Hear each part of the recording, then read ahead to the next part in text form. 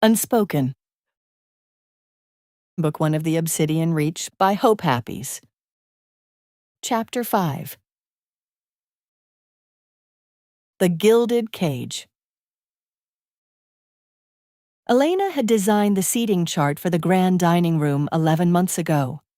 She had arranged the room for functions larger than this one, more social than this one, more public than this one, and she had arranged it knowing that the room's principal virtue was its ability to make 5 people feel like 20 and 20 people feel like surveillance. She was now standing in the room as its 21st person and watching it do its work on her from the inside of its intended design.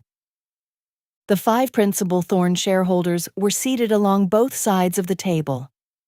Marcus Sterling sat opposite Julian, in the gold-toned suit he had worn to the boardroom that morning.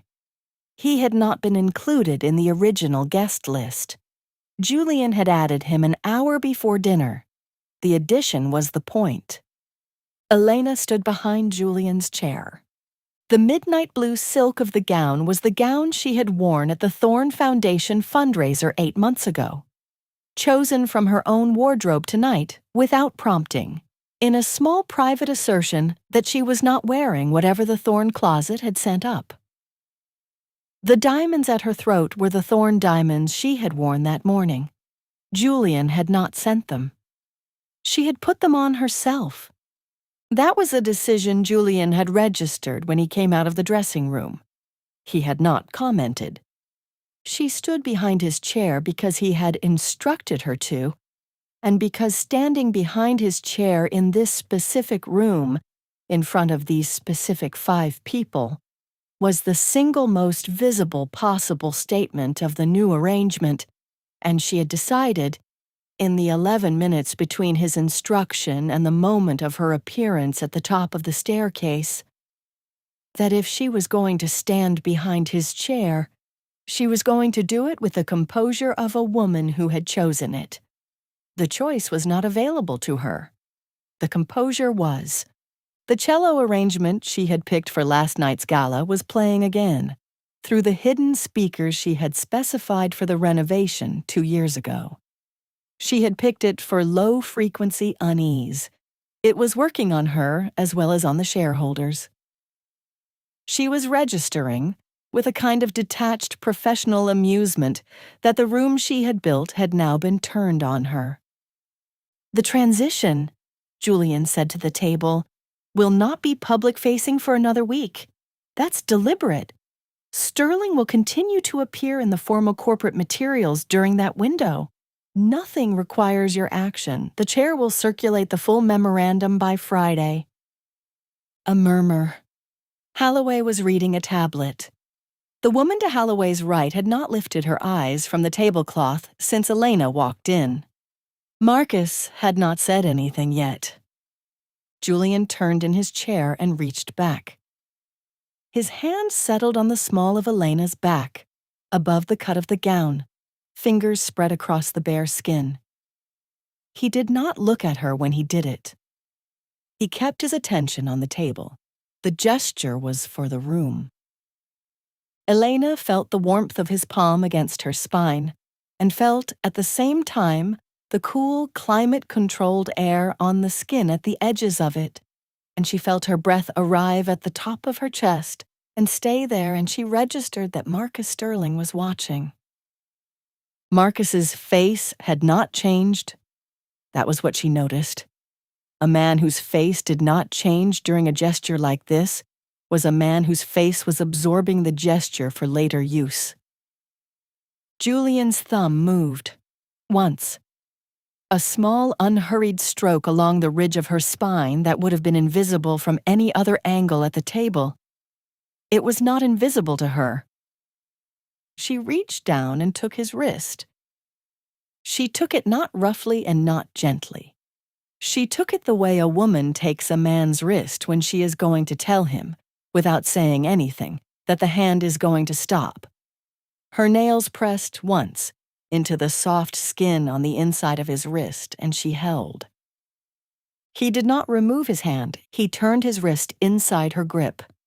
He turned it slowly, as if exploring the parameters of the hold, and his pulse came to rest under the pads of her fingers, and she felt it, and he knew she felt it, and the table saw none of this because the table was eye level with the tablecloth, and the high back of his chair hid all of it.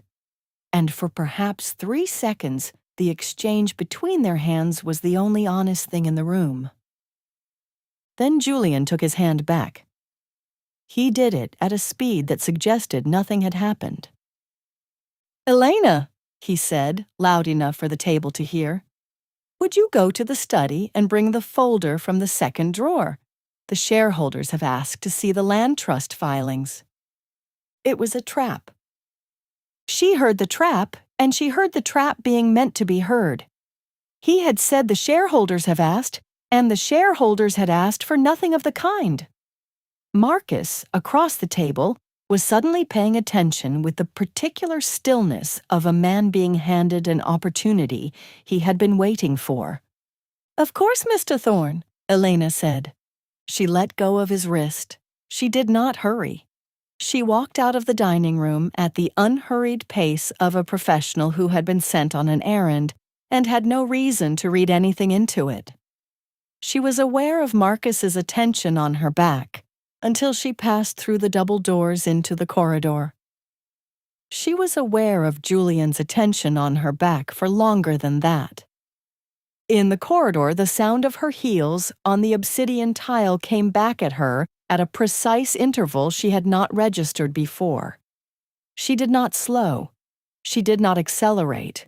She walked at the pace of a woman who had already decided, and she was aware as she walked, that she had already decided, and that she had decided some time ago, probably on the drive home from Ethelgard the night before, and that the walk from the dining room to the study was not the walk of a decision being made. It was the walk of a decision being confirmed. She passed through the private corridor to Julian's study. The oak door was unlocked. He had left it that way. He had wanted her to be able to walk in. She walked in. The study was dim. A single floor lamp near the reading chair was lit. The landscape painting on the far wall, the one of the cliffs, hung above the vault she had known for 2 years was behind it and had never previously had a reason to open. She swung the canvas aside. There was a biometric keypad. She entered the code she knew he would have used, because she had worked beside Leo long enough to know which date Julian would have assigned, and the vault opened on a soft pneumatic sigh.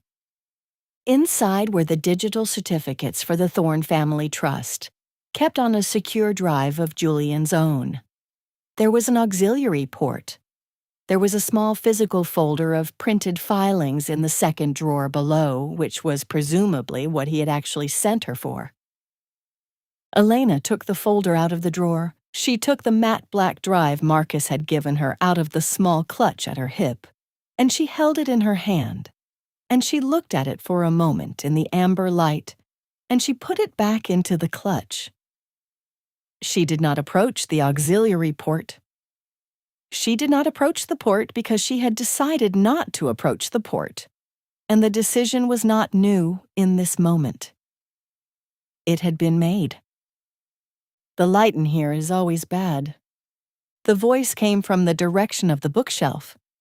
She did not drop the folder. She did not flinch.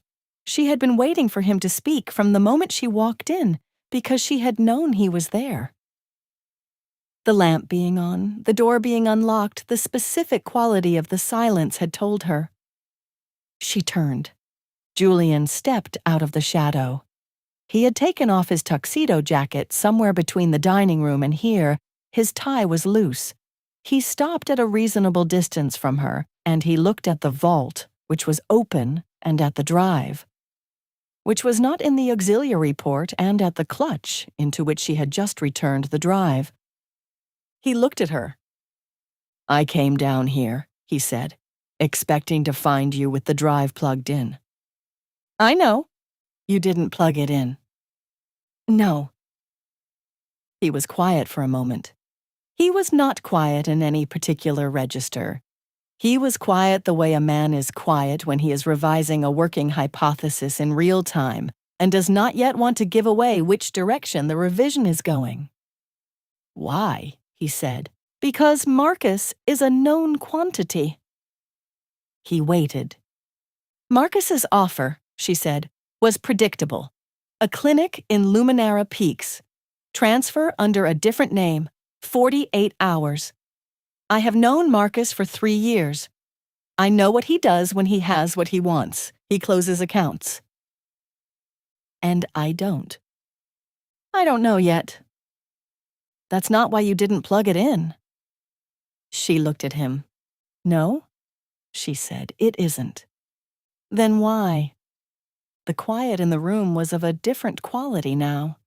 It was the quiet of two people standing in a room that contained a version of the truth neither of them had rehearsed how to discuss. "Because I watched you this morning," she said. "I watched you with the board. I watched you not make a speech when you could have made one. I watched you not search my coat last night when you had every reason to. And I decided, somewhere between the ride home from Ethelgard and the part of the dinner where you put your hand on my back, that whatever the next 6 months of my life were going to be, I would rather be inside the room you were running than the room Marcus would be running." "That's not trust." "No, it isn't." "What is it?" "An assessment." He crossed the study to her. He did not hurry. When he reached her, he held out his hand. She took the drive out of the clutch and placed it in his palm. He walked to the desk. He took a silver paperweight from the corner of the blotter. He set the drive in the center of the blotter. He brought the paperweight down on it once with the clean, controlled force of a man who did not need to hit anything twice. The drive broke. He left the wreckage where it lay. He turned. "Your mother was moved to the private facility at the Oakhaven Highlands at 7 o'clock this evening," he said. "The transfer was arranged by my people. Her physician of record has been reassigned. Marcus has no access to the wing. I was going to do this regardless of what you did tonight.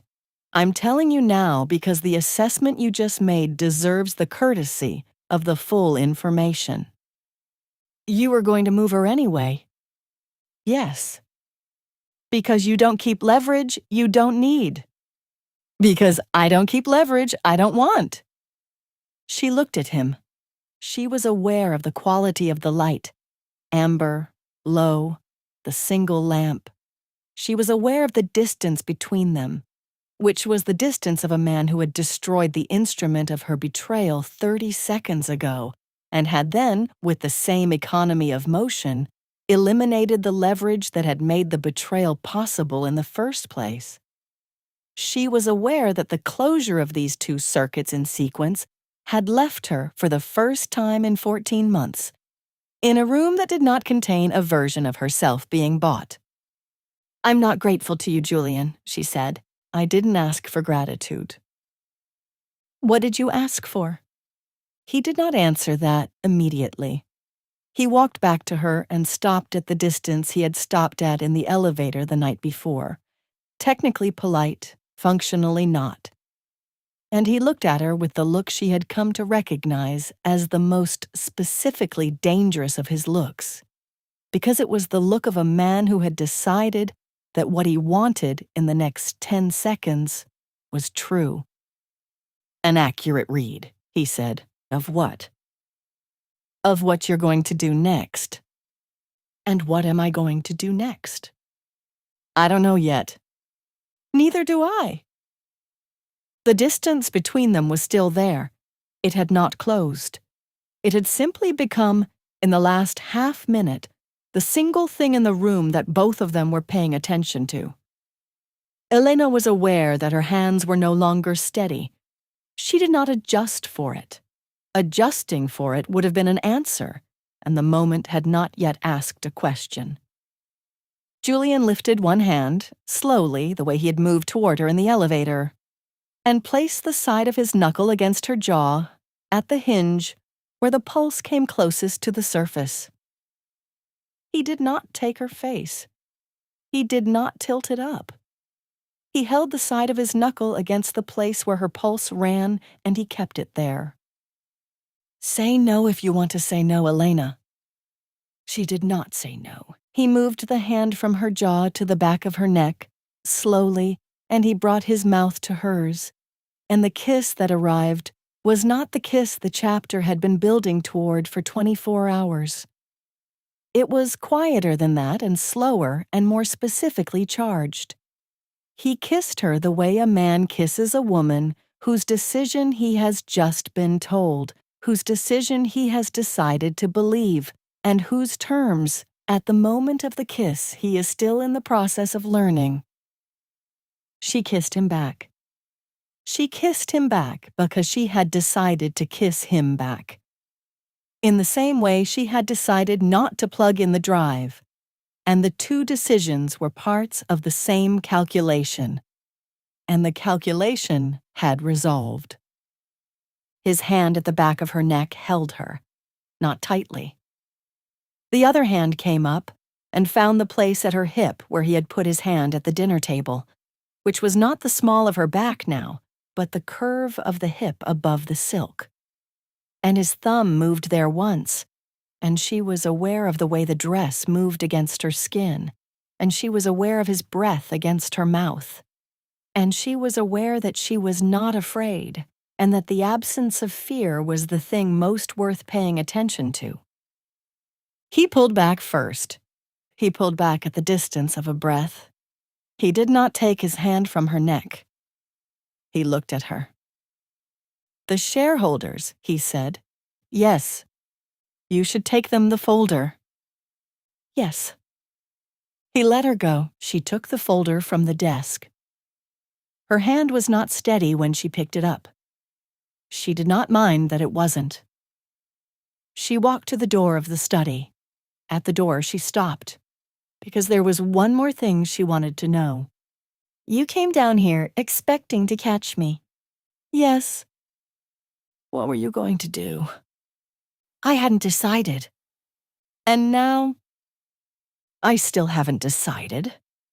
She looked at him. He looked back. "That's honest," she said. "Yes." She walked out of the study. She walked back down the corridor toward the dining room, carrying the folder Julian had actually sent her to retrieve, and she was aware that the composure she had arrived at the top of the staircase with an hour earlier was not composure anymore, but something more specifically hers, and she did not know what it was, but she knew what it wasn't. It wasn't a performance.